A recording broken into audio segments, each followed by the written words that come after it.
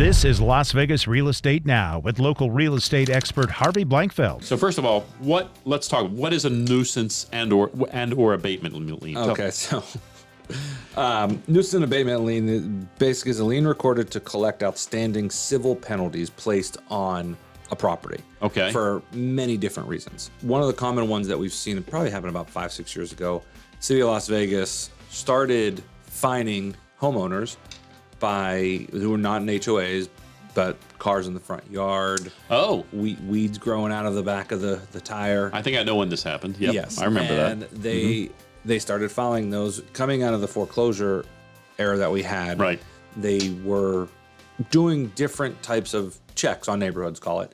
And they started filing these liens and they would fine people, $1,000. Right. $5,000, whatever the case may be. And they were actual filings on there. So right. That's what a nuisance and abatement lien is. It's a civil penalty that was imposed that they're trying to collect their money, and they're going to do it one way or the other, and they are going to collect.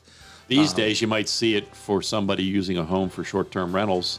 Very well could. Because those are big fines on those. And not only are the fines big on the nuisance and abatement liens, but there's two parts to it. There's the fine for the action that we see here, and then there's the penalty for not paying it. Right. The penalty for not paying it is way worse than the fine for the action. Is that right? We've seen some of those on foreclosure properties as high as $19,000. Oh my goodness! Just the penalty side. Wow. The actual fine itself started off at maybe like $4,000 or $5,000. Gotcha. So is it always a government agency that would file that type of? Typically it is. Okay. I mean there's other people that can file, but it's a civil penalty, so it has to be done through a court. Through a court or the government agency. Let's say I have a home and I forgot. Whoops! I forgot to pay this this nuisance lien.